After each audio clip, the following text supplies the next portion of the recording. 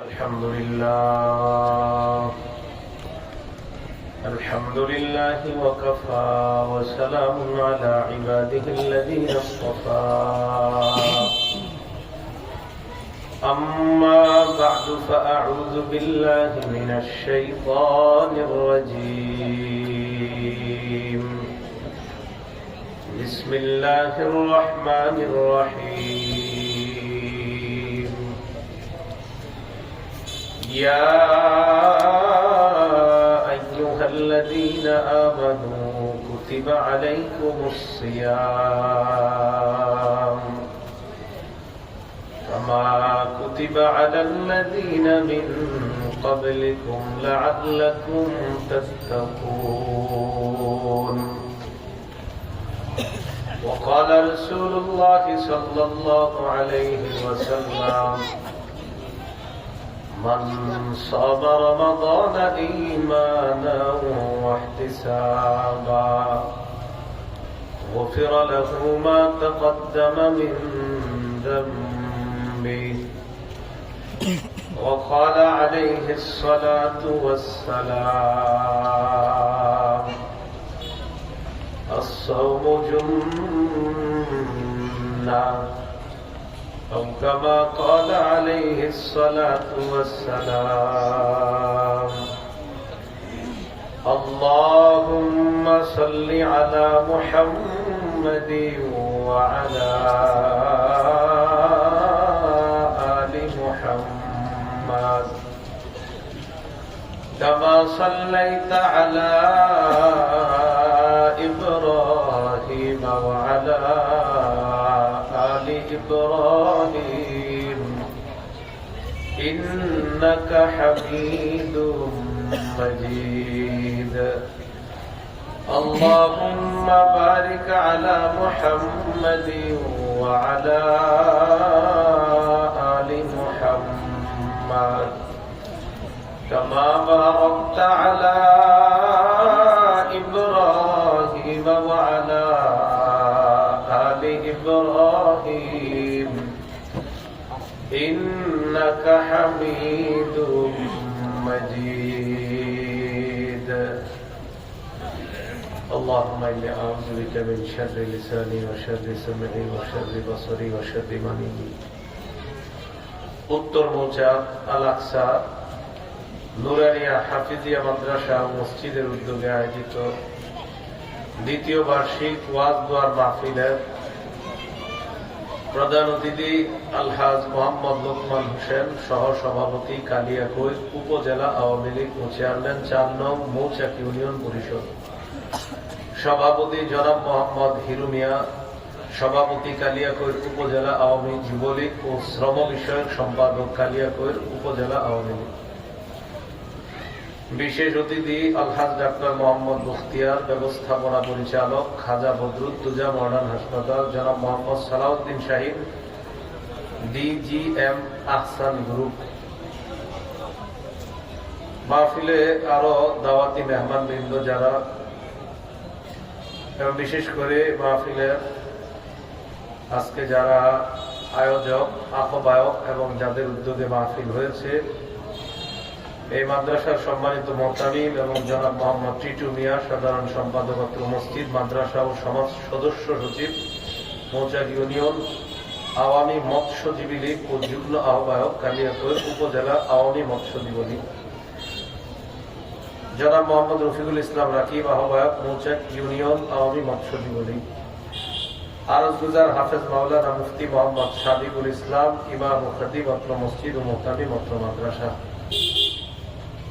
আরো আমন্ত্রিত মেহমান বৃন্দ, উপস্থিত হযরত উলামায়ে কেরাম, মুসলমান ভাইয়েরা, পর্দার আড়ালে অবস্থানরত মা বোনেরা এবং বিভিন্ন ঘর বাড়িতে মা বোনেরা যারা অবস্থান নিয়ে আমাদের কথা শুনছেন, তারা সহ এলাকার সর্বস্তরের মুসলমান ভাই বোনেরা, আল্লাহ রব্বুল আলামিনের দরবারে শুকরিয়া আদায় করছি। আল্লাহ আমাদেরকে এই মাহফিলে উপস্থিত হওয়ার তৌফিক দান করেছেন বলে আলহামদুলিল্লাহ।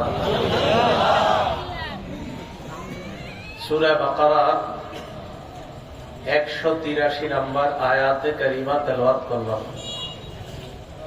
এই আয়াতে আল্লাহ পাক রব্বুল আলামিন বলেন, ইয়া আইয়ুহাল্লাযীনা আমানু কুতিবা আলাইকুমুস সিয়াম কামা কুতিবা আলাল্লাযীনা মিন ক্বাবলিকুম লাআল্লাকুম তাত্তাকুন। হে ঈমানদারগণ, তোমাদের উপর রোজা ফরজ করা হয়েছে যেমনি ভাবে তোমাদের পূর্ববর্তীদের উপর রোজা ফরজ করা হয়েছে। কেন ফরজ করা হলো? লাআল্লাকুম তাত্তাকুন, সিয়াম পালন করে গুনাহ থেকে বেঁচে থেকে যেন তোমরা মুত্তাকি হয়ে যেতে পারো, আল্লাহ ওয়ালা হয়ে যেতে পারো। গুনাহ থেকে বাঁচা, হারাম জিনিস থেকে বাঁচার জন্য আজকে থেকে ট্রাই করব, চেষ্টা করব যেন রমজানটা আমরা গুনাহমুক্ত ভাবেই স্বাগত জানাতে পারি এবং রমজান পুরোটা গুনাহমুক্ত ভাবে আমরা কাটাইতে পারি। আল্লাহ তৌফিক দান করেন। তিরমিজি শরীফের 2305 নম্বর হাদিসের বর্ণনা। এই হাদিসের বর্ণনাকারী সাহাবী আবু হুরায়রা রাদিয়াল্লাহু তাআলা তিনি বলেন, قال رسول الله صلى الله عليه وسلم من يأخذ عني هؤلاء الكلمات فيعمل بهن أو يعلم من يعمل بهن। রাসূলুল্লাহ সাল্লাল্লাহু আলাইহি সাল্লাম একদিন বললেন, কে আছে তোমাদের মধ্যে এমন যে আমার এই কথাগুলা গ্রহণ করবে, গ্রহণ করার পর নিজে আমল করবে আর অন্যদেরকে শিখিয়ে দিবে যেন তারাও আমল করতে পারে। আবু হুরায়রা রাদিয়াল্লাহু তাআলা আনহু বলেন, হুজুর আমি আছি, আপনার আমল শিখবো, আমি নিজে আমল করব, অন্যকেও শিখাবো, তারাও যেন আমল করে। فقال رسول الله صلى الله عليه وسلم, আবু হুরায়রা রাদিয়াল্লাহু তাআলা আনহু বলেন, فأخذ بيدي وعد خمسا। রাসূলুল্লাহ সাল্লাল্লাহু আলাইহি সাল্লাম আমার হাতটা ধরলেন। একটু ভাবেন তো, একজন উস্তাদ তার ছাত্রের হাত যখন ধরে কতটা আন্তরিকতা, কতটা মহব্বত, কতটা মায়া, কতটা ভালোবাসা কাজ করে এখানে। হাত ধরে 5টা জিনিস গুনে গুনে আবু হুরায়রা রাদিয়াল্লাহু তাআলা আনহুকে শিখিয়ে দিলেন। আবু হুরায়রা রাদিয়াল্লাহু তাআলা আনহু রাসূলের এমন এক সাহাবী, নবীজি খানা খাইলে তিনিও খাইতেন, খানা নাই তো তারও খানা নাই। রাসূলুল্লাহ সাল্লাল্লাহু আলাইহি সাল্লামের যে ছাত্র ছিল যারা, এর মধ্যে আবু হুরায়রা রাদিয়াল্লাহু তাআলা এমন এক ছাত্র, একদম সব সময় নবীজির কাছাকাছি থাকার চেষ্টা করতেন। প্রথম দিকে উনি পড়া বেশি মুখস্থ রাখতে পারতেন না। একদিন রাসূল সাল্লাল্লাহু আলাইহি সাল্লামকে বলে, আমি আপনার হাদিস শুনি কিন্তু ভুলে যাই, মুখস্থ করতে পারি না। فقال رسول الله صلى الله عليه وسلم ابسط رداءك। নবীজি বললেন, আবু হুরায়রা তোমার চাদরটা বিছায়া দাও তো। আবু হুরায়রা বলেন, ফাবাসাততু, আমি আমার চাদরটা বিছিয়ে দিলাম। একদম দেখবেন সবাই চাদর বিছিয়ে দিলাম। তা আমি দেখলাম নবীজি ফাগরাফা বিয়াদাইহি, নবীজি এইভাবে হাত দিয়া চাদরে কি যেন ঢাললেন, কিছু একটা ঢাললেন। কি ঢালেন এটা দেখা যায় না, মানে হাতে কিছু নাই, চাদরেও কিছু নাই, কিন্তু রাসূলুল্লাহ সাল্লাল্লাহু আলাইহি সাল্লাম এইভাবে হাত দিয়া কিছু একটা ঢালছে, এতটুকু বোঝা গেছে হাত থেকেও কিছু পড়ে নাই, চাদরেও কিছু দেখা যাচ্ছে। নবীজি বললেন, এবার এক কাজ করো, এটা পেঁচাও। চাদরে কিছু দেখা গেছে না, পেঁচাও। তো পেঁচাইছে। এটা বুখারী শরীফের বর্ণনা, যেটা শোনাচ্ছি সহিহ বুখারীর 119 নম্বর হাদিস। আবু হুরায়রা রাদিয়াল্লাহু তাআলা আনহু চাদর পেঁচানোর পর নবীজি বললেন, এটা তোমার সাথে এবার মিলাও। আবু হুরায়রা বলেন, ফাযাবানতুহু ইলা সাদরি, আমি চাদরটা আমার সাথে এইভাবে মিলাইলাম বুকের সাথে। ফামা নাসিতু শাইআন বাদা, ওই দিনের পর আমি আবু হুরায়রা যা শুনি আর কখনো ভুলি না। এমন এক ছাত্র তিনি। নবীজি বলেন, কে আছো এমন আমার কাছ থেকে কিছু আমল শিখবা, শিখার পর নিজে আমল করবা, অন্যকে শিখায় দিবা, তারাও যেন আমল করতে পারে। আবু হুরায়রা রাদিয়াল্লাহু তাআলা আনহু জবাব দেন, ইয়া রাসূলুল্লাহ, আমি আপনার কথাগুলো শিখবো, আমাকে আপনি শিখায় দেন। আবু হুরায়রা বলেন আল্লাহর নবী আমার হাতের মধ্যে ধরলেন, ধরার পর গুনে গুনে 5টা জিনিস আমাকে শিখিয়ে দিলেন। কয়টা? 1 নাম্বার, ইত্তাকিল মাহারিমা তাকুন আবাদান নাস। আবু হুরায়রা, হারাম জিনিস থেকে বাঁচো, নিষিদ্ধ জিনিস থেকে বাঁচো, তুমি পৃথিবীর সবচেয়ে শ্রেষ্ঠ আবেদ হয়ে যাবা। 2 নাম্বার, ওয়ারদা বিমা কাসামাল্লাহু লাকা তাকুন আগনান নাস। আবু হুরায়রা, আল্লাহ তোমাকে যা দিয়েছেন তাতে তুমি সন্তুষ্ট হয়ে যাও। এই পৃথিবীর মধ্যে তুমি হবা সবচেয়ে স্বনির্ভর বান্দা, তুমি সবচেয়ে ধনী মানুষ হয়ে যাবা। আল্লাহ তোমার যা দিয়েছে এটা নিয়ে খুশি থাকো। 3 নাম্বার, ওয়া আহসিন ইলা জারিকা তাকুন মুমিনা। আবু হুরায়রা, প্রতিবেশীর সাথে উত্তম আচরণ করো, তাহলে তুমি খাঁটি ঈমানদার হয়ে যাবা। 4 নাম্বার, ওয়া আহিব্বা লিন-নাস মা তুহিব্বু লিনাফসিকা তাকুন মুসলিমা। আবু হুরায়রা, তুমি নিজের জন্য যা পছন্দ করো, মুসলমান মানুষের জন্য তা পছন্দ করবা, তুমি খাঁটি মুসলমান হয়ে যাবা। 5 নাম্বার, ওয়ালা তুকসিরিদ দিহকা। আবু হুরায়রা, বেশি হাসবা না। ফাইন্না কাসরাতাদ দিহকি তুমিতুল কলবা। বেশি হাসি অন্তর মরা বানায়া দেয়। বেশি হাসলে অন্তর মৃত হয়ে যায়। তো 1 নম্বরে বললেন হারাম জিনিস থেকে বাঁচো, তুমি শ্রেষ্ঠ আবেদ হবা। 2 নম্বরে বললেন আল্লাহ যা দিয়েছে এটাতে খুশি থাকো, তুমি সবচেয়ে ধনী হবা। 3 নম্বরে বললেন প্রতিবেশীর সাথে উত্তম আচরণ করো, তুমি খাঁটি ইমানদার হবা। 4 নম্বরে বললেন নিজের জন্য যা পছন্দ করো, মানুষের জন্য তা পছন্দ করো, তুমি খাঁটি মুসলমান হবা। 5 নাম্বার, তুমি বেশি হাসবে না, বেশি হাসি অন্তরকে মরা বানায়া দেয়। একটু ভেবে চিন্তে দেখেন। 1 নাম্বার, হারাম জিনিস থেকে বাঁচো, তাহলে শ্রেষ্ঠ আবেদ হবা। রমজান মাস আসে, আমাদেরকে হারাম জিনিস থেকে দূরে থাকার জন্য, সমস্ত নিষিদ্ধ জিনিস থেকে যেন আমরা বেঁচে আল্লাহ ওয়ালা হয়ে যেতে পারি, এই জন্য আল্লাহ স্পেশাল ভাবে 12 মাসের মধ্যে রমজান মাসটা আমাদেরকে দেন। তাহলে রমজান কেন দিছে? বলেন মুত্তাকি হওয়ার জন্য। বলেন কেন? রমজানের রোজা ফরজ কেন করছে আল্লাহ? মুত্তাকি, মানে আল্লাহ ওয়ালা যেন আমরা সবাই হয়ে যাই। এই জন্য বলছিলাম আজকে থেকে আমল বাড়ায়া দেন, যেন রমজান মাস আসলে অভ্যাসটা ধরে রাখতে পারেন। আল্লাহ তৌফিক দান করেন। তিরমিজি শরীফের 2306 নম্বর হাদিসের বর্ণনা। এই হাদিসের বর্ণনা রাসূলুল্লাহ সাল্লাল্লাহু আলাইহি ওয়াসাল্লাম বলেন, বাদিরু বিল আ'মালি সাবআ। তোমাদের জীবনে 7টা জিনিস আসার আগে আমলে মনোযোগ দাও, আমলে প্রতিযোগিতা করো। কয়টা? 1 নাম্বার, হাল তানজুরুনা ইল্লা ফাকরান মুনসিয়া। দারিদ্রতা আসার আগে আমলে মনোযোগ দাও, আমলে মনোযোগ বাড়ায় দাও। দারিদ্রতা আসার আগে, এমন দারিদ্রতা যে দারিদ্রতা তোমাকে আল্লাহ ভুলিয়ে দেয়, এমন দারিদ্রতা আসার আগে আমলে মনোযোগ দাও। আওয়াজ কমান ভাই, কুকু আওয়াজ হচ্ছে।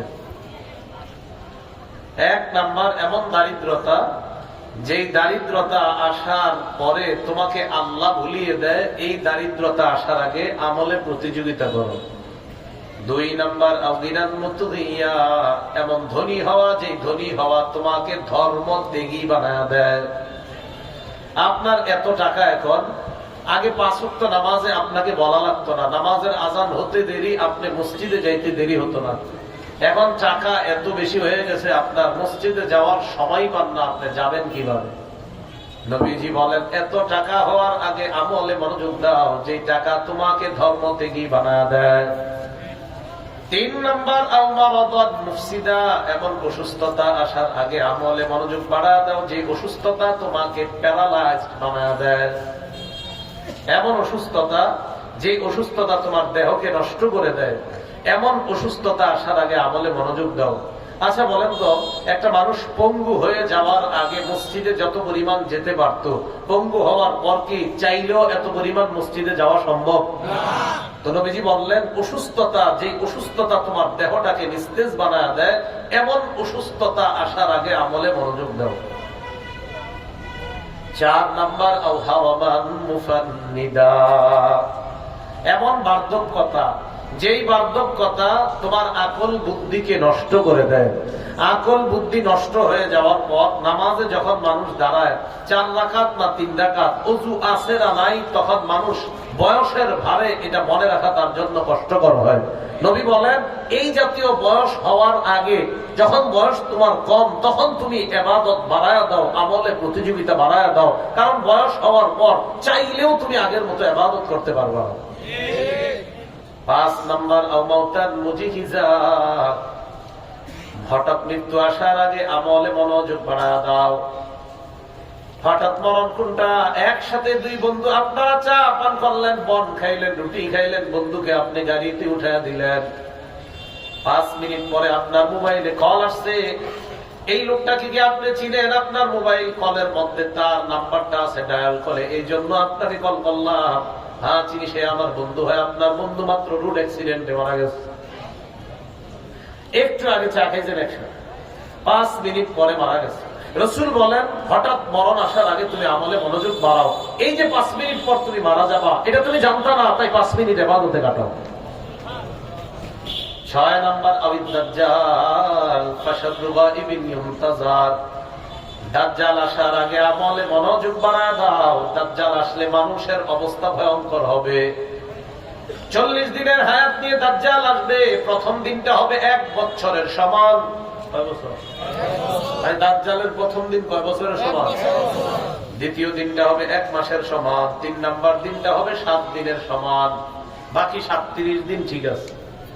প্রথম দিনটা 1 বছরের সমান, দ্বিতীয় দিনটা 1 মাসের সমান, তৃতীয় দিনটা 7 দিনের সমান, বাকি 37 দিন ঠিক থাকবে। রাসূলুল্লাহ সাল্লাল্লাহু আলাইহি সাল্লাম বলেন দাজ্জাল আসার আগে আমলে মনোযোগ বাড়ায় দাও। 7 নাম্বার ফাসসাআতু আদহা ওয়া আমার, কিয়ামত আসার আগে আমলে মনোযোগ বাড়াও। কিয়ামত তিক্ত জিনিস, কিয়ামত আসলে আর তুমি চাইলেও ইবাদত করতে পারবা না। কিয়ামত আসলে তুমিও থাকবা না, তোমার মা বাবা, আত্মীয় স্বজন, তোমার বাড়ি ঘর কিচ্ছু থাকবে না। এটা আসার আগে ইবাদতে তুমি মনোযোগ দাও। তাহলে আবার একটু শোনেন মন দিয়ে। 1 নাম্বার এমন দারিদ্রতা, এই যেই দারিদ্রতা তোমাকে আল্লাহ ভুলিয়ে দেয়, এই দারিদ্রতা আসার আগে ইবাদতে মনোযোগ বাড়াও। 2 নাম্বার এমন ধনাঢ্যতা, এত টাকা পয়সা, যেই টাকা পয়সা তোমাকে ধর্ম ত্যাগী বানায় দেয়, এই টাকা পয়সা হওয়ার আগে আমলে মনোযোগ বাড়াও। 3 নাম্বার এমন অসুস্থতা, যেই অসুস্থতা তোমার দেহটাকে নিস্তেজ বানায় দেয়। 4 নাম্বার এমন বার্ধক্যতা, যেই বার্ধক্যতা তোমার আকল বুদ্ধি নষ্ট করে দেয়। 5 নাম্বার হঠাৎ মরণ। 6 নাম্বার দাজ্জাল। 7 নাম্বার কিয়ামত। এগুলা আসার আগে তুমি আমলে মনোযোগ বাড়ায় দাও। আল্লাহ আজকে থেকে আমাদের সকলকে ইবাদতে যেন মনোযোগ বাড়িয়ে আপনারা আমলের প্রতিযোগিতা করতে পারি, আল্লাহ তৌফিক দান করুন। তাহলে রমজান মাস এটা কি দিছি কেন আল্লাহ বলেন তো? ইবাদত কমানোর জন্য না বাড়ানোর জন্য? বাড়ানোর জন্য। আল্লাহ আমাদের সকলকে যথাযথভাবে ইবাদত করে হারাম কাজ থেকে বেঁচে আমরা যেন মুত্তাকি হতে পারি, আল্লাহ তৌফিক দান করুন। তিরমিজি শরীফের 682 নাম্বার হাদিস। আজকে কি বার? আল্লাহ চাইলে আগামী বুধবার রাতে তারাবি হতে পারে, প্রথম তারাবি। আল্লাহ যদি চান আগামী বুধবার রাতে আমাদেরকে যদি আল্লাহ বাঁচিয়ে রাখেন, আশা করা যায় আগামী বুধবার রাতে প্রথম তারাবি আমরা করব ইনশাআল্লাহ।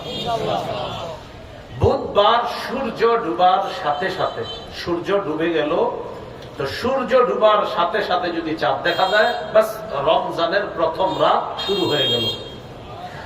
আগে থেকে আপনারা একদম পুরা এমন ভাবে প্রস্তুতি নিবেন যে না, আমি এই রমজানে কবিরা গুনাহ দূরের কথা, সগীরা গুনাহও করব না, এরকম একটা নিয়ম। রাসূলুল্লাহ সাল্লাল্লাহু আলাইহি সাল্লাম বলেন ইযা কানা আউয়ালু লাইলাতিন মিন শাহরি রমাদান, রমজান মাসের প্রথম রাত যখন শুরু হয়, সুফিদাতিশ শায়াতিন ওয়া মামাদাতুল জিন, প্রথম রাত শুরু হওয়ার সাথে সাথে শয়তান আর অবাধ্য জিনগুলোকে শিকলের মধ্যে বন্দী করা হয়। ওয়াগুল্লিকাত আবওয়াবুন নার ফালাম ইফতাহ মিনহা বাব, জাহান্নামের দরজাগুলা বন্ধ করে দেওয়া হয়, পুরা মাসে আর একটা দরজাও খোলা হয় না। ওয়া ফুতিহাত আবওয়াবুল জান্নাহ, জান্নাতের দরজাগুলো খুলে দেওয়া হয়। ফালাম ইউগলাক মিনহা বাব, পুরা মাসে জান্নাতের একটা দরজাও বন্ধ করা হয় না। সুবহানাল্লাহ। আরে রমজানে জান্নাতের দরজা বন্ধ করা হয় না আর জাহান্নামের দরজা খোলা হয় না। এটা প্রথম রাত যখন শুরু হয়। ওয়ায়ুনাদি মুনাদ ইয়া বাগিয়াল খাইরি আকবির, এই কথাটা মন দিয়ে শোনেন। একজন আহ্বানকারী ডাক দিয়ে বলে, ঘোষণাকারী ঘোষণা দিয়ে বলে, ও কল্যাণের অন্বেষণকারী, তুমি কল্যাণের দিকে আগে বেড়ে যাও, তুমি আরো বেশি কল্যাণের কাজ করো। রমজানের প্রথম রাত ঘোষণাকারী ডাক দিয়ে বলে, হে কল্যাণ অন্বেষণকারী, তুমি কল্যাণ অন্বেষণে আরো অগ্রসর হয়ে যাও। এবার কি করে দেখেন, ওয়া বাগিয়াশ শাররি আকসির, হে পাপ অন্বেষণকারী, এবার তুমি থামো। তুমি আর কত, আরে আর কত পাপ করবা, থামো না এবার। রমজানের প্রথম রাতে একজন ঘোষণাকারী বলে, ও পাপ অন্বেষণকারী, থামো না, আর কত পাপ করবা, একটু থামো এবার। এই কথাটা বলে প্রথম রাত আমি চিন্তা করা দরকার যে আমি আপনি যখন গুনাহ করছি, একজন ঘোষণাকারী কয়, হে পাপ অন্বেষণকারী, এবার একটু থামো না, 11 মাস গুনাহ করছো তো একটু থামো না, রমজান মাস থামো, আর কত, এভাবে বলে। তো কল্যাণ অন্বেষণকারীকে কয়, তুমি আরো কল্যাণের কাজ করে আগে বেড়ে যাও। আর গুনাহ যে তালাশ করে তাকে কয়, ও পাপী, একটু থামো না, আর কত গুনাহ করবা, থামো এবার। এটা প্রথম রাতে ঘোষণাকারী ঘোষণা দেয়। এরপরে কি কয় দেখেন নবীজি, ওয়ালিল্লাহি উতাকাউ মিনান নার, রমজানের প্রথম রাতে অসংখ্য অগণিত জাহান্নামীকে আল্লাহর পক্ষ থেকে মুক্তি দেওয়া হয়। ওয়াযালিকা ফি কুল্লি লাইলা, এটা প্রত্যেক রাতে আল্লাহ পাক রব্বুল আলামিন অসংখ্য অগণিত জাহান্নামীকে মুক্তির ব্যবস্থা করে দেয়। এবার একটু মন দিয়ে ঠান্ডা মাথায় শুনেন, আপনারা কি করবেন, যেহেতু প্রত্যেক রাতে আল্লাহ মাফ করে, রমজানের প্রতি রাতে, শুধু প্রতি রাতে না, প্রত্যেক দিন আল্লাহর দোয়ায় বলবেন, আল্লাহ, হাদিসে জেনেছি আপনার নবীর কাছ থেকে, আপনি রমজানের প্রতি রাতে অসংখ্য অগণিত জাহান্নামীকে মুক্তি দিয়ে দেন। আল্লাহ, এটা নবী বলে দিয়েছেন আমাদেরকে। আল্লাহ, আমার আত্মীয় স্বজন, আমার 14 গোষ্ঠী, আমার দাদা দাদি, নানা নানির যারা কবরে আছে, মাবুদ, তাদের মধ্যে কেউ যদি জাহান্নামে থেকে থাকে, আল্লাহ, আপনি আজকে রাতে যাদেরকে মুক্তি দিবেন, আল্লাহ, আমার ওই আত্মীয়টাকেও তাদের সাথে মুক্তি দিয়ে দিয়েছেন। এইভাবে প্রতিদিন আল্লাহর দোয়া করবেন, আল্লাহ, আপনি তো প্রতি রাতেই মুক্তি দেন, ও মাবুদ, আমার কেউ আসেনি, আল্লাহ, আমি তো জানি না, আল্লাহ, থাকলে আজকে আপনি মুক্তি দিয়ে দেন। এইভাবে আল্লাহকে প্রত্যেকদিন বলবেন, কারণ প্রতি রাতেই আল্লাহ মুক্তি দেয়, প্রতি রাতেই মুক্তি দেয়। আর আপনি টেনশন করবেন, আহারে আমার আত্মীয় স্বজনের কেউ যেন রয়ে গেল কিনা, না না, কেউ যেন না থাকে, আল্লাহ, আমার আত্মীয় স্বজনের কেউ যেন জাহান্নামী না হয়, আপনি মুক্তি দিয়ে দেন। এই কথা প্রতি রাতে আল্লাহর কাছে বলা, কি বলা যাবে তো ইনশাআল্লাহ।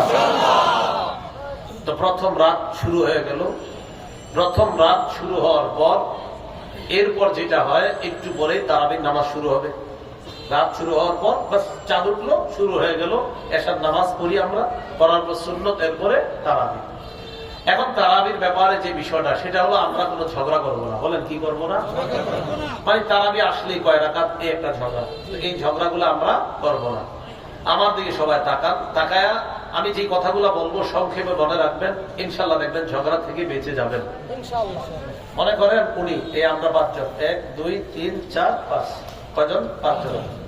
প্রথম জন বলে তারাবি 20 রাকাত, কথার কথা। উনি বলতেছেন 16 রাকাত, উনি বলে 12, আমি বলি 8, উনি বলে 4। তাহলে আমাদের তারাবির রাকাত নিয়ে কয়টা দল হয়ে গেল? 5টা। তাহলে আমাদের মাঝে একটা মতভেদ লেগে গেল। একজনে কয় 20, একজনে কয় 16, কথার কথা। একজনে কয় 12, একজন কয় 8, একজন কয় 4, এই জাতীয় কথা। এই ক্ষেত্রে আমরা রসুলের 3টা হাদিস, আপনারা হাদিস নাম্বার মনে রাখা দরকার নাই, হাদিসেরা বলছে রসুল, এটা আমরা মনে রাখবো। আবু দাউদ শরীফের 4607 নম্বর হাদিস, নাসাই শরীফের 1578 নম্বর হাদিস, ইবনে মাজাহ 42 নম্বর হাদিস। এই 3টা হাদিস মিলিয়ে আমি আপনাদেরকে একটা হাদিস বলি, যে হাদিসে রাসূল আমাদেরকে সমাধান দিয়ে দিয়েছেন। আলহামদুলিল্লাহ, আমাদের 5 জনের মাঝে যে মতভেদটা, এটার সমাধান নবীজি দিয়ে দিয়েছেন। রাসূলুল্লাহ সাল্লাল্লাহু আলাইহি ওয়াসাল্লাম কি বলে, এটা আগে দেখি। قال رسول الله صلى الله عليه وسلم, নবীজি বলেন ইন্নাহু মাইয়াইশ মিনকুম বাদি ফাসায়ারা ইখতিলাফান কাসীরা। নবীজি বলেন আমার পর দুনিয়ার মধ্যে যারা বসবাস করবে তারা প্রচুর মতভেদ দেখতে পাবে। বলেন আমরা কি নবীর যুগে না নবীর পরে? তাহলে আমাদের মাঝে যে মতভেদ হবে এই কথাটা বলছেন কে? নবী বলেন আমার পর যারা দুনিয়াতে থাকবে তাদের মাঝে মতভেদ হবে, তারা প্রচুর মতভেদ দেখতে পাবে। এখন বলেন তো তারাবির রাকাত নিয়ে আমাদের মত হয়ে গেছে কয়টা? আল্লাহ নবী বলেন মতভেদ হবে, এটা ঠিক। এরপর নবী বলেন এই মতভেদ যখন তোমাদের মধ্যে হয়, এই মতভেদ নিরসনের দুইটা উপায় সারা জীবন মনে রাখবা। বলেন কয়টা? তাহলে আমাদের মাঝে মতভেদ হবে এই কথা কার? নবীজি। মতভেদ থেকে নিরসনের কয় উপায়? নবীজি বলেন আলাইকুম বিসুন্নতি। ওই মতভেদের সময় 1 নাম্বার তোমরা আমার সুন্নত আঁকড়ে ধরবা। তাহলে আমাদের মাঝে মতভেদ নিরসনের 1 নাম্বার উপায় কি? আঁকড়ে ধরা। কার সুন্নত? নবীজি। 2 নাম্বার ওয়া সুন্নাতুল খুলাফায়ে রাশিদিন আল মাহদিয়িন, আমার হেদায়েত প্রাপ্ত সাহাবা খুলাফায়ে রাশিদিন যারা, তাদের সুন্নত আঁকড়ে ধরবা। তাহলে বলেন তো মতভেদ লাগলে নিরসনের উপায় কয়টা? 1 নাম্বার কার সুন্নত আঁকড়ে ধরা, নবী। 2 নাম্বার কার সুন্নত? সাহাবাদের। শুধু আঁকড়ে না, নবী বলছে আদু আলাইহা বিন নওয়াজিজ, মারির দাঁত দিয়া শক্তভাবে ধরবা। তাহলে আমাদের মাঝে মতভেদ রাকাত নিয়ে এবার রাসূল বলছে 2 মূলনীতি মনে রাখবা, আমার সুন্নত, সাহাবাদের সুন্নত। তো এবার আমরা মূলনীতি অবলম্বন করে দেখি নিরসন হয় কিনা। প্রথমে আমরা কার সুন্নত দেখবো? তো নবীর সুন্নত দেখি। এবার সহিহ বুখারীর 1129 নম্বর হাদিস। এই হাদিসের বর্ণনাকারী আম্মা জান আয়েশা সিদ্দিকা রাদিয়াল্লাহু তাআলা আনহা, তিনি বলেন সাল্লা রাসূলুল্লাহ সাল্লাল্লাহু আলাইহি ওয়াসাল্লাম যাতা লাইলাতিন ফিল মসজিদ। আম্মা জান আয়েশা সিদ্দিকা রাদিয়াল্লাহু তাআলা আনহা বলেন আল্লাহর নবী রমজান মাসে রাতের বেলা তারাবির নামাজ পড়াইলেন। ফাসাল্লা বিসালাতিহি নাস, নবীজির পিছনে একদল সাহাবা তারাবির নামাজ আদায় করলেন। সুম্মা সাল্লা মিনাল কাবিলা, পরের দিন আবার নবী তারাবি পড়াইলেন। ফাকাতুরান নাস, প্রথম দিনের চাইতে দ্বিতীয় দিন জামাতে সাহাবাদের উপস্থিতির সংখ্যা আরো বেড়ে গেছে। হাদিসের বর্ণনা মতে আরেকদিন পড়াইছে অথবা পড়াই নাই। তাহলে আমরা 3 দিন যদি ধরে নিই, 2 দিন বা 3 দিন, এই 3 দিন তারাবি নবীজি জামাতে পড়ানোর পর পরের দিন সাহাবারা সবাই মসজিদে গিয়ে উপস্থিত যে আজকে নবীজির পিছনে তারাবি জামাতে পড়বো। নবী আসে না। নবী যখন তাদের কাছে আসলেন না, সকালবেলা নবীজি তাদেরকে বললেন আমি রাতের বেলা তোমাদের তারাবির আগ্রহ লক্ষ্য করলাম।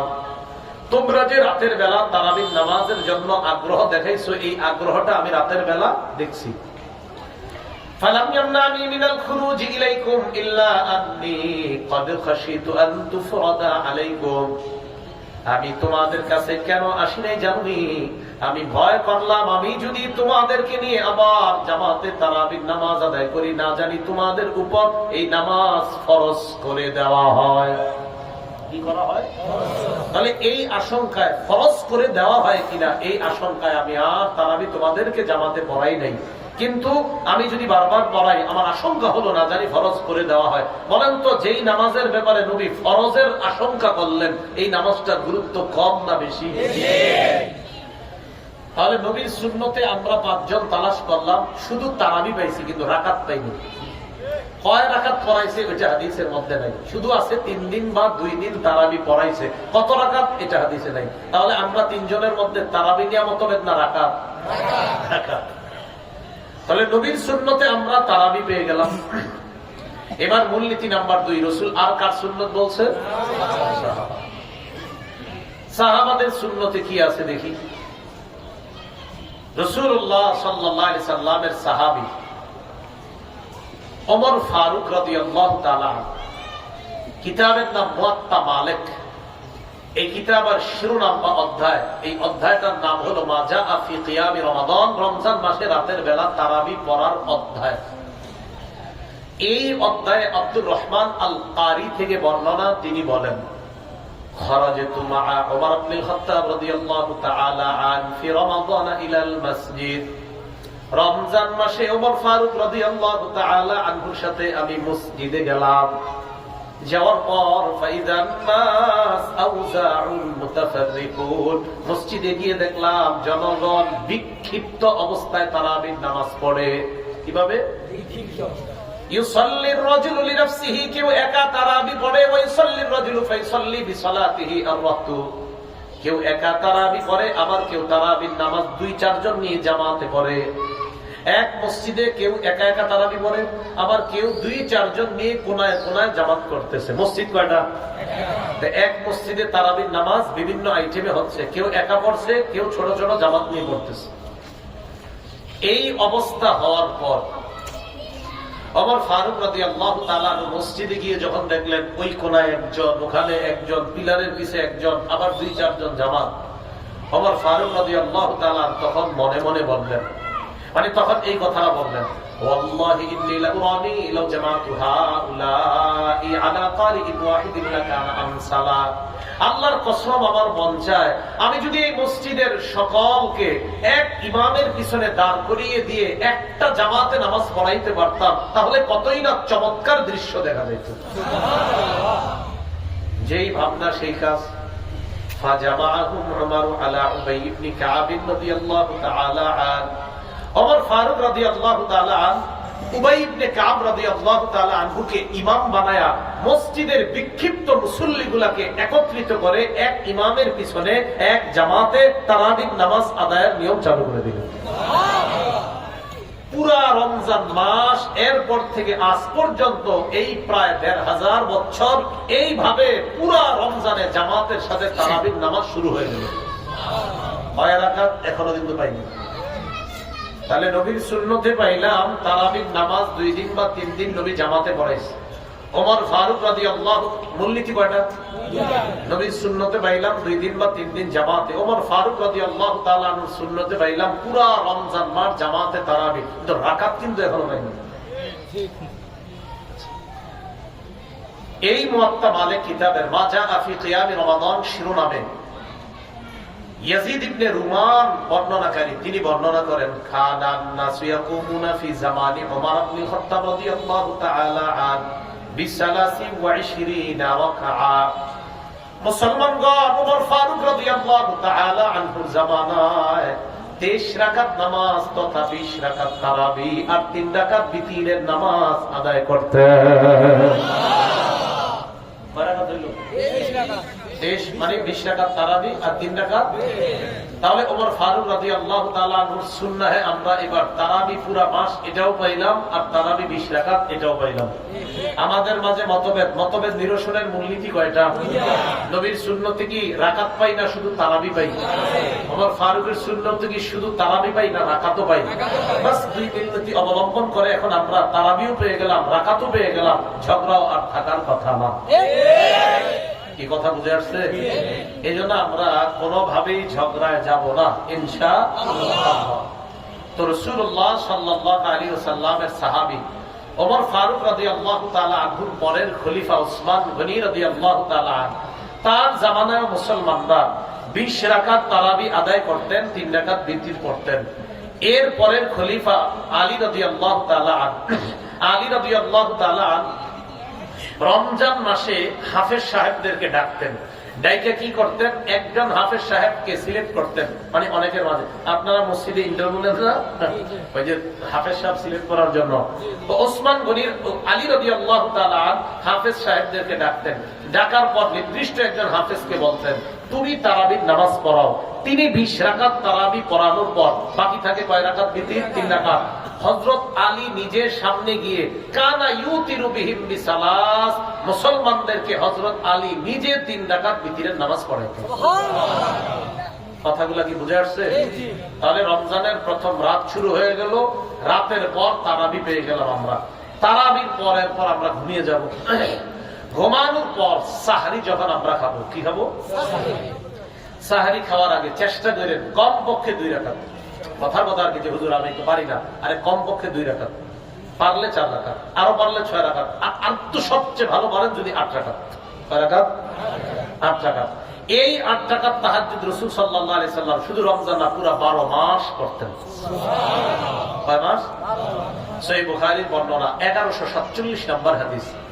এই হাদিসের বর্ণনাকারী আবু সালামা তিনি বলেন, তিনি আম্মা জান আয়েশা সিদ্দিকা রাদিয়াল্লাহু তাআলা আনহাকে জিজ্ঞাসা করলেন, কাইফা কানাত সালাতু রাসূলিল্লাহি সাল্লাল্লাহু আলাইহি ওয়াসাল্লাম ফি রমাদান। আম্মা জান আপনার কাছে জানতে চাই আল্লাহ রাসূলের রমজান মাসে রাতের বেলা তাহাজ্জুদের নামাজ কয় রাকাত ছিল আপনার কাছে জানতে চাই। আম্মা জান জবাব দিলেন, মা কানা রাসূলুল্লাহ সাল্লাল্লাহু আলাইহি ওয়াসাল্লাম ইয়াজিদু ফি রমাদান ওয়ালা ফি গায়রিহি আলা 11 রাকাতান। আল্লাহ নবী রমজান মাস এবং রমজানের বাহিরে, রমজান মাস সহ রমজানের বাহিরে আর কয় মাস? 11 মাস। এই 12 মাস আল্লাহ নবী 8 রাকাত তাহাজ্জুদ আর 3 রাকাত বিতির, এই 11 রাকাতের বেশি পড়তেন না। রাসূলুল্লাহ সাল্লাল্লাহু আলাইহি সাল্লাম রমজান সহ আরো যে 11 মাস, এই 12 মাস রাতের বেলা 8 রাকাত তাহাজ্জুদ পড়তেন, 3 রাকাত বিতির পড়তেন। কিভাবে? ইউসাল্লি আরবাআ, প্রথমে 4 রাকাত নামাজ পড়তেন, পড়ার পর রাসূল ঘুমাইতেন, ঘুম থেকে উঠা আবার 4 রাকাত পড়তেন, পড়ার পর আবার ঘুমাইতেন, ঘুম থেকে উঠা এরপরে 3 রাকাত বিতিরের নামাজ পড়তেন। কি কথা বুঝে আসছে সবার?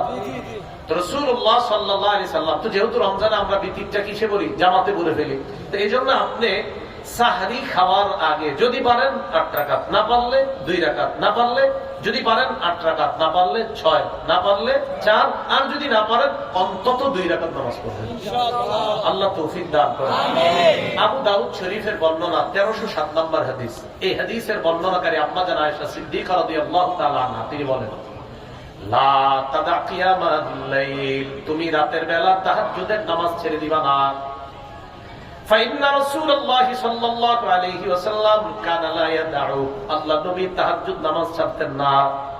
ওয়া কানা ইযা মারিদা আও কাসিলা সাল্লা কাঈদা, আল্লাহ নবী যদি ক্লান্ত হতেন অথবা অসুস্থ হয়ে যাইতেন বসে বসে হলেও তাহাজ্জুদের নামাজ আদায় করতেন।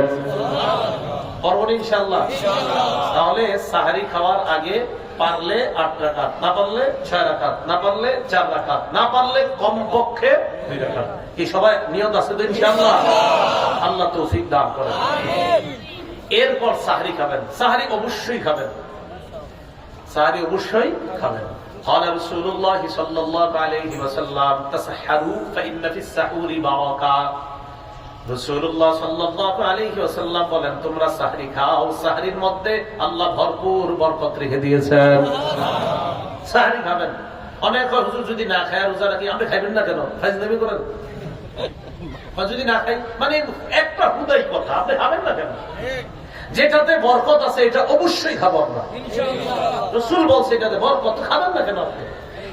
হ্যাঁ, আরেকটা কথা বলে দিই, খেজুর সব সময় কমপক্ষে একটা খেজুর হলেও সাহারির সময় যাই খান একটা খেজুর হলে খাবেন। রাসূল বলছেন নি'মাল, যে রাসূল সাল্লাল্লাহু আলাইহি ওয়াসাল্লাম বলেন নি'মাত তামরু আস-সাহুর, নি'মাস সাহুরু আত-তাম, আর অন্য বর্ণনায় আকলাতুত তাম।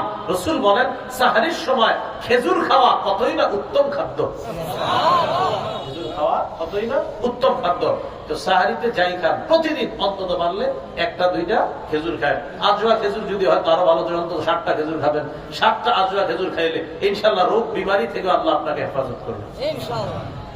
তাহলে সাহারি খাবো আমরা, কারণ সাহারিতে বরকত। আর অবশ্যই কমপক্ষে একটা হলো কি খাবো সাহারিতে? খেজুর। এই খেজুর যখন খাবেন সারাদিন ইনশাআল্লাহ কাজকর্ম যে করবেন, এই শক্তি যে খরচ হবে আপনার, ওই খেজুরের মধ্যে আল্লাহ যে ভিটামিন রাখছে, এই শক্তিটা আপনার যে খরচ হবে এটার ঘাটতি পূরণ হয়ে যাবে ইনশাআল্লাহ। সাহারি খাইলেন, খাওয়ার পর এবার ফজরের নামাজ পড়বেন, পড়ার পর হয়তো একটু বিশ্রাম নিয়ে বাস রোজা শুরু হয়ে গেল, প্রথম রোজা আমাদের। قال رسول الله صلى الله عليه وسلم من صام رمضان إيمانا واحتسابا غفر له ما تقدم من ذنبه। আল্লাহ নবী বলেন, কেউ যদি ঈমানের সাথে সওয়াবের আশায় রোজা রাখে, আগের তার যত গুনাহ সব মাফ হয়ে যায়। তাহলে রোজা শুরু হয়ে গেল। আল্লাহ রব্বুল আলামিন বলেন সাওলি ওয়া আনা আজিজি বিহি, ও রোজাদার বান্দা তুমি কি পুরস্কার চাও? রোজা আমার, আমি আল্লাহ তোমার এর পুরস্কার দিব। সুবহানাল্লাহ। আল্লাহ কি দিতে পারেন চিন্তা করেন, আল্লাহর পুরস্কার, বাস আল্লাহ কি দিবে, আল্লাহ যত মহান পুরস্কার তত মহান। আল্লাহ বলেন রোজা আমার জন্য, আমি পুরস্কার দিই। আরবি ব্যাকরণে আজিজিকে উজজাও অনেক মুহাদ্দিসিনে কেরাম বলেন, যদি আজিজি হয় তাহলে আমি পুরস্কার দিব। আর যদি আরবি ব্যাকরণে এটা উজজা পড়া হয় আপনার গ্রামারগত কারণে, অথবা আপনার এটাকে বলা হয় ফেল আর কি, তো ফেল এটা আপনাদের অতটা বোঝা, ক্রিয়া বাংলায় ক্রিয়া, বাংলায় কি ক্রিয়া। তো এই যে ক্রিয়াটা, আর ইংরেজিতে যদি আপনারা ভার্ব বলেন, তো এই ক্রিয়াটা প্রথমে আজিজি যদি হয় আমি প্রতিদান দেই, এই আজিজিকে যদি উজজা করে কেউ, তাহলে এর অর্থ হলো রোজা বান্দা আমার জন্য রাখে আর রোজাদারের পুরস্কার আমি আল্লাহ হয়ে যাই। আল্লাহ পুরস্কার, আর কি দরকার? আল্লাহ যদি পুরস্কার হয় আর লাগে কি বলেন? কেন বলেন তো? আল্লাহ বলে আমার বান্দা আমার জন্য, আমারে খুশি করার জন্য খায় না, আমাকে খুশি করার জন্য স্ত্রীর কাছে গমন করে না, আমাকে খুশি রাখার জন্য সামনে তার ইফতারি, শরবত, পানি সব আছে, মন চাইতেছে এক ডুব খায়, কিন্তু বান্দা খায় না। 5 মিনিট পরে ইফতারের টাইম হবে, বান্দা অপেক্ষা করতেছে। আল্লাহ পাক রব্বুল আলামিন কয়, আরে দেখো না আমার বান্দার সামনে সব আছে, খাবার আছে, পানি আছে, বান্দা খায় না। ঘরের দরজাটা বন্ধ করে রুমের ভিতর একা একা পানি পান করলে আমার বান্দাকে কেউ দেখবে না, কিন্তু বান্দা জানে আমি আল্লাহ তাকে দেখি তাই খায় না। আমার বান্দা পানির নিচে ডুব দিয়ে যদি পানি খায় কেউ দেখবে না, কিন্তু আমার বান্দা জানে আমি তাকে দেখি তাই সে সেখানে খায় না। আমার বান্দা মানুষের আড়ালে গিয়ে যা মন চায় তা খেতে পারবে, কিন্তু বান্দা জানে রোজা তো আমার জন্য, আরে তাই তো আমি আল্লাহ তার পুরস্কার হয়ে যাই। আমরা রোজা রাখি কার জন্য? বাস আমাদের এই রোজা শুরু হয়ে গেল। রাসূলুল্লাহ সাল্লাল্লাহু আলাইহি সাল্লাম বলেন, আস-সাওমু জুন্নাহ মা লাম ইয়াখরিকাহা, রোজা হলো জাহান্নাম থেকে বাঁচার জন্য ঢাল, যতক্ষণ এই ঢালকে ছিদ্র করা না হয়। কি করা না হয়? এটা ছিদ্র করেন, পানি থাকবে না। নবীজি বলেন রোজা হলো ঢাল, এই ঢালকে যদি ছিদ্র করা না হয় তাহলে এই রোজা ঢাল হবে জাহান্নাম থেকে বাঁচানোর ঢাল।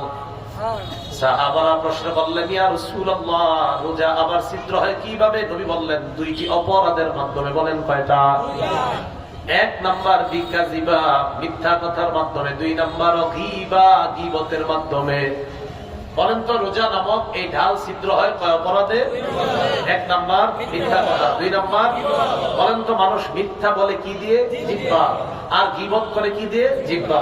বাস টোটাল ফলাফল দাঁড়ায় রমজান নামক রোজা এই ঢালটা ছিদ্র হয় আমাদের একটা অঙ্গের কারণে, এই অঙ্গটার নাম জিহ্বা। বলেন অঙ্গটার নাম কি? জিহ্বা। খুব মন দিয়ে শোনেন, বিসমিল্লাহ। বুঝে থাকলে বলেন তো আমাদের কোন অঙ্গের কারণে রোজা ছিদ্র হয়? জিহ্বা। তিরমিজি শরীফের 2406 নম্বর হাদিসের বর্ণনা। এই হাদিসের বর্ণনাকারী সাহাবী উকবা ইবনে আমির রাদিয়াল্লাহু তাআলা আনহু তিনি বলেন, বলতো ইয়া রাসূলুল্লাহ মান নাজাত। সাহাবী উকবা ইবনে আমির রাদিয়াল্লাহু তাআলা আনহু বলেন, আমি আল্লাহর নবীকে বললাম, ইয়া রাসূলুল্লাহ মুক্তির উপায় কি? আমি আপনার কাছে জানতে চাই মুক্তির উপায় কয়টা? নবীজি বললেন মুক্তির উপায় হলো 3টা। বলেন মুক্তির উপায় কয়টা? 1 নাম্বার আমসিকা আলাইকা লিসানাক, তোমার জিহ্বা তুমি সংযত রাখবা। 2 নাম্বার আল্লাসাকা বাইতুক, তোমার ঘর যেন তোমার জন্য প্রশস্ত হয়ে যায়। 3 নাম্বার ওয়াকি আলা খাতিআতি, অতীতের গুনাহের জন্য কান্নাকাটি করবা। বলেন তো মুক্তির 1 নাম্বার উপায় কাকে গুনাহ থেকে বিরত রাখা? বলেন তো রোজা ছিদ্র হয় যে অঙ্গের কারণে, অঙ্গের নাম কি? আর নবী বললেন মুক্তির 1 নাম্বার উপায় কোন অঙ্গকে গুনাহ থেকে হেফাজত করা? জিহ্বা। আল্লাহ এই জিহ্বাকে যেন আমরা সমস্ত গুনাহ থেকে হেফাজত করতে পারি, আল্লাহ তৌফিক দান করুন। তিরমিজি শরীফের 2407 নম্বর হাদিসের বর্ণনা। এই হাদিসের বর্ণনাকারী সাহাবী আবু সাঈদ খুদরি রাদিয়াল্লাহু তাআলা তিনি বলেন, قال رسول الله صلى الله عليه وسلم إذا أصبح ابن آدم فإن الأعضاء كلها تكفر اللسان। আচ্ছা এই হাদিসের অনুবাদটা করব, আগে একটা ওয়াদা করেন। এই হাদিসের যে অনুবাদগুলো করব আগামীকাল সকাল থেকে মরণ পর্যন্ত প্রতিদিন অন্তত একবার হলে অনুবাদটা স্মরণ করার মানে চেষ্টা করব। যদি চেষ্টা করেন ইনশাআল্লাহ গুনাহ ছেড়ে দেওয়া সহজ হয়ে যাবে। দেখেন এবার শুনেন, নবীজি বলেন ইদা আসবা ইবনু আদম, আদম সন্তান যখন সকালবেলা ঘুম থেকে ওঠে, আমি আপনি আগামীকাল সকালে ঘুম থেকে যখন উঠবো, ওঠার পর ফাইনাল আযা কুল্লাহা তুকাফিরুল লিসান ফাতাকুল, আবার আপনার সমস্ত অঙ্গগুলা জিহ্বাকে ডাক দেয়। পা জিহ্বাকে ডাক দেয়, হাত জিহ্বাকে ডাক দেয়, চোখ জিহ্বাকে ডাক দেয়, কান জিহ্বাকে ডাক দেয়, নাক জিহ্বাকে ডাক দেয়, সব অঙ্গগুলা জিহ্বাকে ডাক দেয়।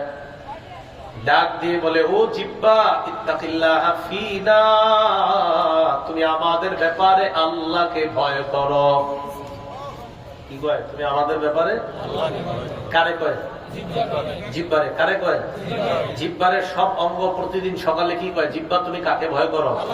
এবার দেখেন, পা, হাত, চোখ, কান, নাক সবাই কয় জিহ্বা ফাইন্নামা নাহনু বিকা, আমরা তোমার অনুসারী, তুমি আমাদের লিডার, আমরা তোমার অনুসারী। ফাইন ইস্তাকামতা ইস্তাকামনা, তুমি যদি ঠিক থাকো আমরাও ঠিক। ওয়া ইন ইওয়াজাজতা ইওয়াজাজনা, তুমি যদি বাঁকা হয়ে যাও আমরাও বাঁকা। জিহ্বাকে ডাক দিয়ে বলে, জিহ্বা তুমি যদি ঠিক হয়ে যাও আমরাও ঠিক, তুমি যদি সোজা হয়ে যাও আমরাও সোজা, তুমি যদি বাঁকা হয়ে যাও আমরাও বাঁকা। প্রতিদিন সকালবেলা পা, হাত সবগুলা ডাক দিয়ে বলে, জিহ্বা তুমি যদি ঠিক থাকো আমরা ঠিক, তুমি বাঁকা হলে আমরা বাঁকা। জিহ্বায় কয় সুদের টাকাটা আন, পা হেঁটে যায়, হাত গিয়ে সুদের টাকা ধরে। হাত আর পা ডাক দিয়ে বলে, জিহ্বা তুমি যদি বাঁকা কথাটা না বলতা, আমি পা এই বাঁকা জিনিস আনার জন্য যাইতাম না, আমি হাত এই বাঁকা জিনিসটা ধরতাম না। তাহলে জিহ্বায় কয় সুদের টাকা দাও, পা যায় এটা আনার জন্য, হাত যায় এটাকে ধরার জন্য। আরে ভিডিও বন্ধ করে দিয়েছিলাম না, ভিডিও তো বন্ধ। এটা জানেন আমার ভিডিও করা যে নিষেধ, সবাই জানেন কেন নিষেধ জানেন? উঠাউটি আমার বড়ই ডিস্টার্ব, ক্ষতিকর। ডিস্টার্ব হওয়ার পরে আপনারা এই ভিডিও ম্যান যারা আছেন বারবার উঠাউটি করেন, এই জন্য ভিডিও করা নিষেধ। এরপরে আপনারা আশা করেন ভিডিও করা যে নিষেধ এটা আপনারা জানেন, ভিডিও ম্যানরাও জানেন। কেন? আপনারা খুবই ডিস্টার্ব করেন, খালি উঠে বারবার ওঠেন, বারবার ওঠেন, পিছনে সবাই তাকায়, ঘটনা কি হইল? আল্লাহ আমাদেরকে বোঝার তৌফিক দান করেন। রাসূলুল্লাহ সাল্লাল্লাহু আলাইহি সাল্লাম বললেন, অঙ্গ প্রত্যঙ্গ জিহ্বাকে ডাক দিয়ে বলে, জিহ্বা আমাদের ব্যাপারে আল্লাহকে ভয় করো, আমরা তোমাদের অনুসারী। তুমি যদি সোজা থাকো আমরা সোজা, তুমি যদি বাঁকা হয়ে যাও আমরাও বাঁকা। তাহলে বলেন তো সব অঙ্গ কোন অঙ্গের উপরে প্রতিদিন সে ঠিক থাকা আর বাঁকা থাকাটা নির্ভর করে? এবার আপনারা বলেন, রোজা ছিদ্র হয় কোন অঙ্গ দিয়ে? এই জিহ্বার গুনাহ থেকে বাঁচান। তিরমিজি শরীফের 2408 নম্বর হাদিস। এই হাদিসের বর্ণনাকারী সাহাবীর নাম সাহল ইবনে সাদ রাদিয়াল্লাহু তাআলা আনহু।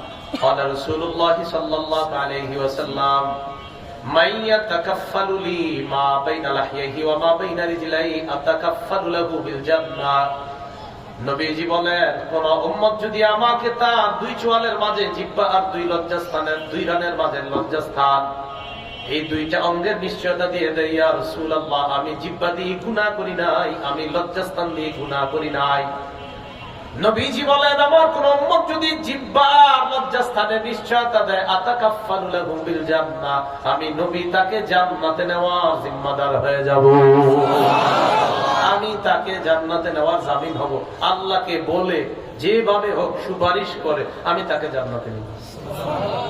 তাহলে বলেন তো এক নাম্বার কোন অঙ্গের কথা নবী বললেন? রোজা ছিদ্র হয় কোন অঙ্গ দিয়ে? জিহ্বার গুনাহ থেকে বাঁচতে হবে। তিরমিজি শরীফের 2409 নম্বর হাদিস।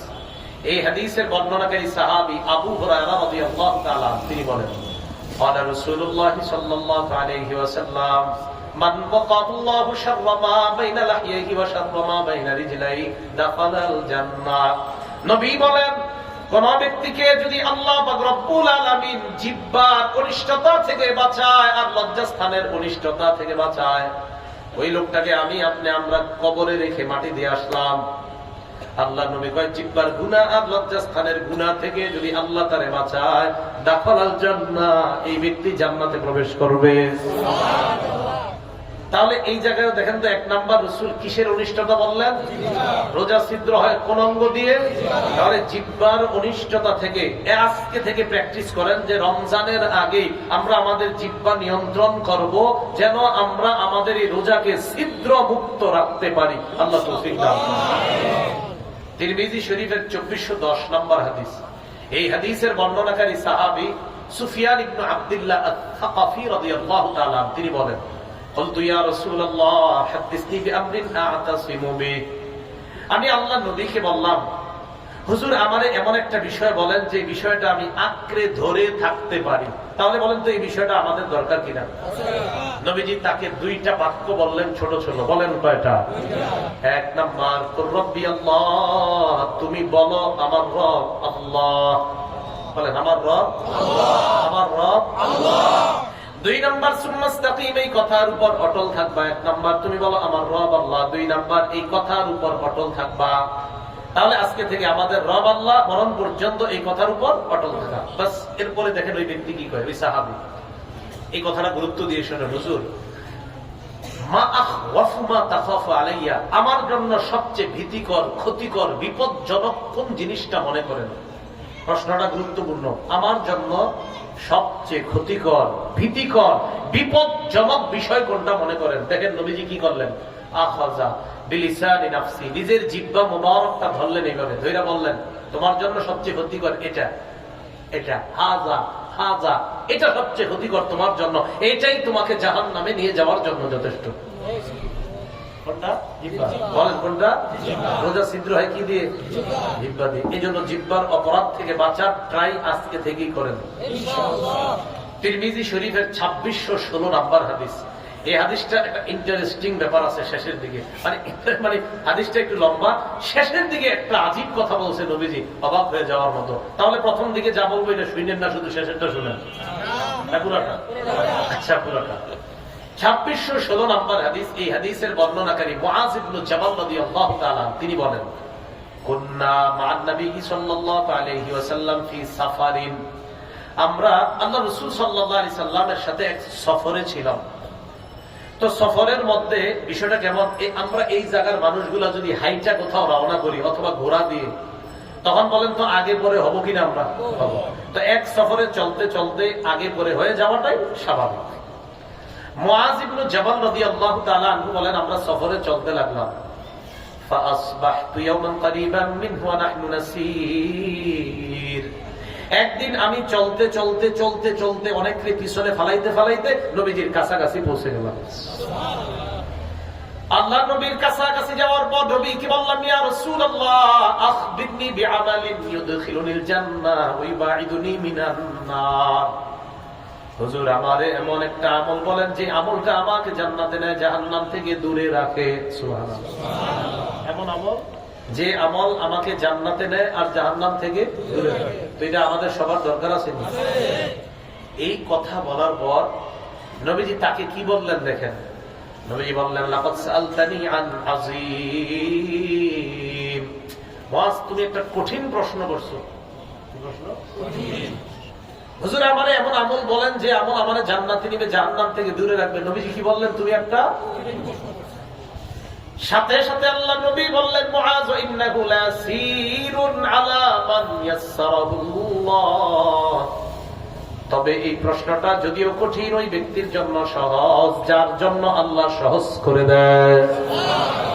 প্রশ্ন কঠিন কিন্তু তার জন্য সহজ যার জন্য আল্লাহ সুন্দরভাবে বুঝে আপনাদেরকে সহজে বুঝবেন। 4 জনে এক ফ্যাক্টরিতে চাকরি করেন, 3 জন প্রতি ওয়াক্ত নামাজে নামাজ পড়তে যান, 4র্থ জন যেটা এটারে খালি করে, এই চল এই চলে খালি করে, আজকে না কালকে, এই লুঙ্গিটা ভালো না, আজকে না কালকে। তো এটাই তো বোঝা যায় আপনাদের। এই যে 3 জনের জন্য বিষয়টা সহজ, একজনের জন্য বিষয়টা কঠিন, কারণ এই 3 জনের জন্য আল্লাহ সহজ করে দিচ্ছে। মুআয তুমি একটা কঠিন প্রশ্ন করছো, তবে এটা সহজ তার জন্য যার জন্য আল্লাহ সহজ করে দেয়। 5টা কথা বললেন। তা'বুদুল্লাহ লা তুশরিকু বিহি শাইআ, 1 নাম্বার ইবাদত করবা, আল্লাহ শিরিক করবা না। 2 নাম্বার ওয়া তুকিমুস সালাত, নামাজ কায়েম করবা। 3 নাম্বার ওয়া তুতিজ যাকাত, যাকাত আদায় করবা। 4 নাম্বার ওয়া তাসুমু রমাদান, রমজান মাসের রোজা রাখবা। 5 নাম্বার ওয়া তাহুজ্জুল বাইতা, হজ করবা। ইসলামের ভিত্তি কয়টা? এই 5টা এসে বসছে। এটা বলার পর নবীজি তাকে বললেন, আলা আদুল্লুকা আলা আবওয়াবিল খাইর, মুআজ আমি কি তোমাকে কল্যাণের দরজা সমূহের কথা বলবো না? এবার নবীজি বললেন, কল্যাণের দরজা হলো 3টা। বলেন, কল্যাণের দরজা কয়টা? 1 নাম্বার as-সাওমু জুন্নাহ, 1 নাম্বার দরজা হলো রোজা। সুবহানাল্লাহ। বলেন, কল্যাণের 1 নাম্বার দরজা রোজা। 2 নাম্বার ওয়াস-সাদাকা, সদকা করা কল্যাণের 2 নাম্বার দরজা। নবীজি বলেন, সাদাকাতু তুফিউল খাতিয়াতা কামা ইউফিউল মাউন নার, সদকা এমন একটা ইবাদত, পানি যেমন আগুনকে নিভিয়ে দেয়, সদকা বান্দার গুনাহগুলা ধুয়ে মুছে সাফ করে দেয়। 3 নাম্বার সালাতুর রাজুলি মিন জাওফিল লাইল, রাতের বেলা মানুষ যখন ঘুমায় তখন তাহাজ্জুদ নামাজে দাঁড়িয়ে যাওয়া। তাহলে কল্যাণের দরজা কয়টা? 1 নাম্বার রোজা, 2 নাম্বার সাদকা, 3 নাম্বার তাহাজ্জুদ, 1 নাম্বার রোজা, 2 নাম্বার, 3 নাম্বার। বাস এতটুকু বলার পর নবীজি বললেন, আলা উখবিরুকা বিরুসিল আমরি কুল্লি, মুআজ আমি কি তোমাকে সব বিষয়ের মূল কোনটা এটা বলবো না? দেখেন কত ওয়াজ কইরা আরো নাকি এত কিছু বাকি। ওই মূল কোনটা বলবো না? ওয়া আমুদিহি, সব জিনিসের খুঁটি কোনটা বলবো না? ওয়া যিরওয়াতু সানামিহি, সব জিনিসের চূড়ান্ত শাখা কোনটা এটা কি বলবো না? জি হুজুর বলেন। নবীজি বললেন, রাসূল আমরি আল ইসলাম, সব জিনিসের মূলের নাম হলো ইসলাম। বলেন, মূলের নাম ইসলাম। ওয়া আমুদুহু আস-সালাত, সব জিনিসের খুঁটির নাম হলো নামাজ। বলেন, খুঁটির নাম নামাজ, খুঁটির নাম নামাজ, মূলের নাম মূলের নাম খুঁটির নাম নামাজ। ওয়া যিরওয়াতু সানামিহি আল জিহাদ, সর্বোচ্চ শাখার নাম হলো জিহাদ। সর্বোচ্চ শাখার নাম জিহাদ। আগের থেকে বলেন, কল্যাণের দরজা কয়টা? 1 নাম্বার রোজা, 2 নাম্বার, 3 নাম্বার মূলের নাম ইসলাম, খুঁটির নাম, চূড়ান্ত শাখার নাম। আর কিছু বাকি আছে? নামাজের কথা এসে গেছে, রোজার কথা এসে গেছে, ইসলামের 5 ভিত্তি এসে গেছে, জিহাদের কথা আসছে, ইসলামের কথা আসছে। নবীজি কয়, মুআজ আসল কথাটাই তো এখনো বাকি। এটা হলো আসল কথা। হুজুর আর কি? আলা আদুল্লুকা আলা মালাকি যালিকা কুল্লি, এই যে লম্বা ওয়াজ করলাম, এই ওয়াজগুলা তোমার তখন ঠিক থাকবে যদি সামনের কথা না মানো। আমি কি তোমাকে এই বয়ানের সার নির্যাস বলবো না? এই যে তোমাকে আমি নামাজের কথা বললাম, রোজার কথা বললাম, হজের কথা বললাম, যাকাতের কথা বললাম, ইসলামের কথা বললাম, জিহাদের কথা বললাম, সদকার কথা বললাম, এই সবগুলার সার নির্যাস কি তোমাকে বলবো না? জি হুজুর বলেন। ফামসাকা বিলিসানি, নবী নিজের জিহ্বা মুবারক ধরলেন, ধরার পর বললেন, কুফা আলাইকা হাযা, মুআজ এটা নিয়ন্ত্রণ করো, সব ইবাদত ঠিক থাকবে। সুবহানাল্লাহ। এটা নিয়ন্ত্রণ করো। বলেন, এই যে কুফা আলাইকা হাযা, কি অবাক করা বিষয়। দেখেন কত লম্বা ওয়াজ করে শেষে কয় এটা ঠিক রাখবা, সব ঠিক থাকবে। সুবহানাল্লাহ। এখন আপনারা যেমন আশ্চর্য হয়েছেন, সাহাবীও আশ্চর্য হয়ে গেছে। ওই সাহাবী মুআজ ইবনে জাবাল, হুজুর এতবার কিন্তু কোনো প্রশ্ন করে নাই, জিহ্বার কথা শুনে প্রশ্ন করে ফেলছে। হুজুর ইন্নাল্লাহ মুআখাযুনা বিমা তাকাল্লামু বিহি, আমগো জিহ্বার কারণে আল্লাহ আমগরে ধরবে? নবীজি কয়, মুআজ হাল ইয়াকুবুন নাস ফিন নারি আলা ওয়ুজুহিহিম আও আলা মানাখিরিহিম ইল্লা হাসাইদু আলসিনাতিহিম, বেশিরভাগ মানুষকে আল্লাহ মাথাটা নিচে দিয়ে পাগুলা উপরের দিকে দিয়ে শুধু জিহ্বার অপরাধের কারণে মুখ থুবড়ে জাহান্নামে নিক্ষেপ করে। কিসের অপরাধ? রোজা ছিদ্র হয় কি দিয়ে? জিহ্বা দিয়ে। রোজা ছিদ্র হয় কি দিয়ে? বেশিরভাগ মানুষ জাহান্নামে যাবে কোন অঙ্গের অপরাধে? জিহ্বা। তাহলে রমজানের রোজা ঢাল হবে যদি কি না হয়? ছিদ্র। ছিদ্র হয় কোন অঙ্গ দিয়ে? জিহ্বা দিয়ে। আল্লাহ আমাদের সকলকে রমজান নামক এই রোজা, এই ঢাল, এটা যেন আমরা ছিদ্র না করে, আমরা যেন এটাকে পিওর ভাবে আদায় করে আল্লাহর কাছে আমরা যেতে পারি এবং জাহান্নাম থেকে মুক্তি পেতে পারি। আল্লাহ তৌফিক দান করেন। ওলামা হযরত যারা আছেন, ইমাম খতিব যারা আছেন, আপনাদের সকলের জন্য জানানো যাচ্ছে, আপনারা আবেদন করেছিলেন বয়ানগুলা যেন সংকলন করা হয়। আমার 6 খণ্ড সংকলন করা হয়েছে। কয় খন্ড? এর মধ্যে 3 খন্ড এসেছে।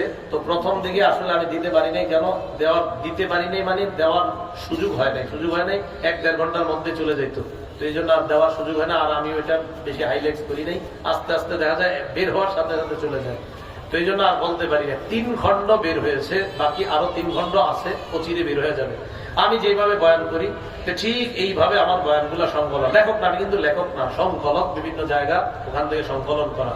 এটা ইমাম খতিব সাহেব যারা আছেন আপনাদের জন্য খুবই কার্যকরী। বাস একদম আমি যেভাবে বলি এইভাবে ওখানে লেখা। তো আপনারা ওটা ফলো করতে পারেন, এটা আপনাদের ইচ্ছা।